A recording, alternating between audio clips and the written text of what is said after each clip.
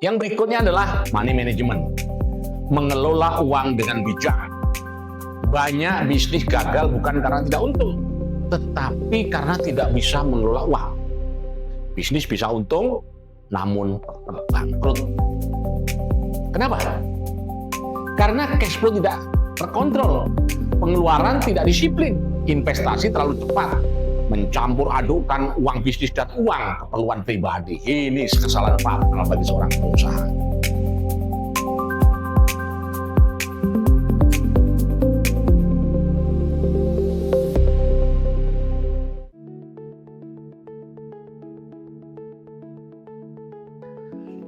Salam sehat dan terus berkarya.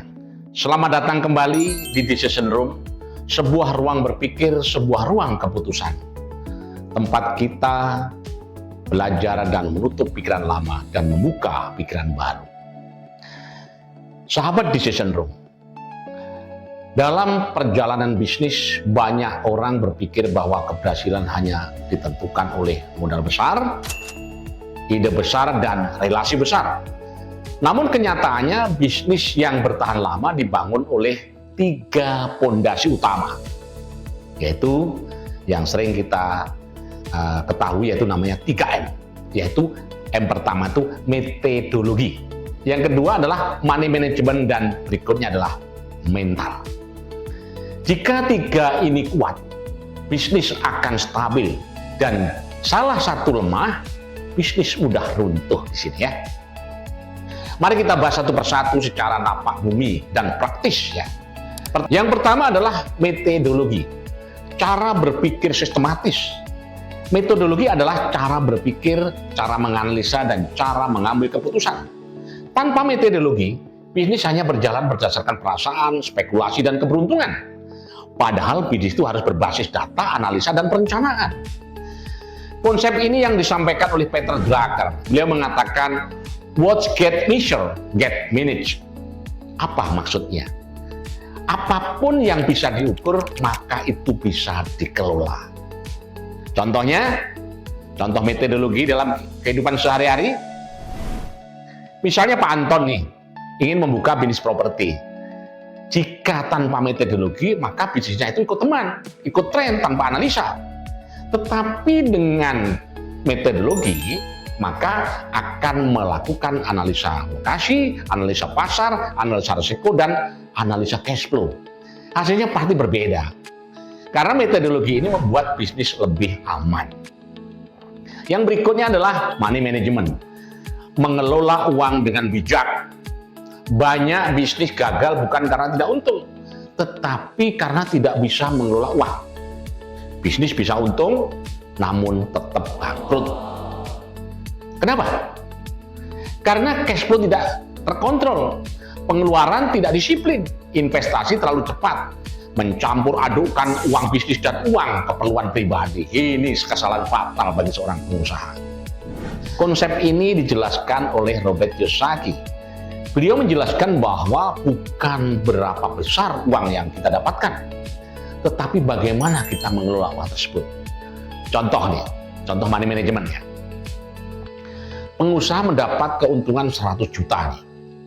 Jika tidak bijak, uang itu pasti langsung digunakan beli mobil baru, kantor mewah, dan lifestyle. Bisnis akan terganggu. Namun jika bijak, maka uang itu akan dikelola dengan membaginya. 40% untuk reinvestasi, yang 30% untuk operasional, 20% cadangan, dan 10% untuk pribadi. Hanya 10% yang akan kita alokasikan untuk pribadi kita.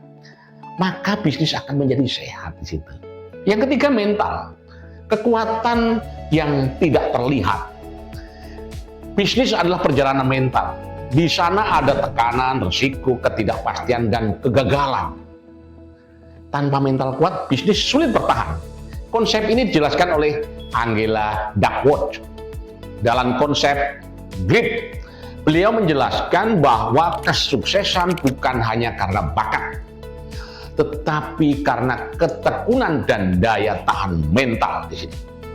Contoh, seorang pengusaha tahun pertama rugi, tahun kedua belum berkembang, tahun ketiga mulai stabil ya. Jika mental lemah, dia berhenti di tahun pertama. Namun jika mental kuat, dia bertahan sampai sukses. Sahabat Decision Room. Selain 3M tadi, ada satu hal penting yang juga perlu diperhatikan, yaitu adalah hard skill and soft skill. Mari kita bandingkan. Hard skill. Hard skill adalah teknik, pengetahuan, dan kemampuan teknis. Contoh, analisa bisnis, marketing, dan keuangan. Hard skill penting, namun belum cukup. Kita perlu namanya soft skill.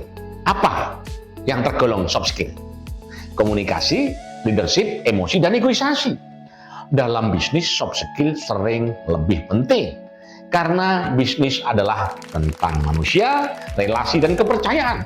Coba kita lihat perbandingan kekuatan skill tadi. 1. Hard skill. Penting untuk mulai. Penting untuk strategi. Tapi kalau soft skill-nya ya, penting untuk bertahan. Penting untuk berkembang. Bisnis yang kuat harus memiliki keduanya.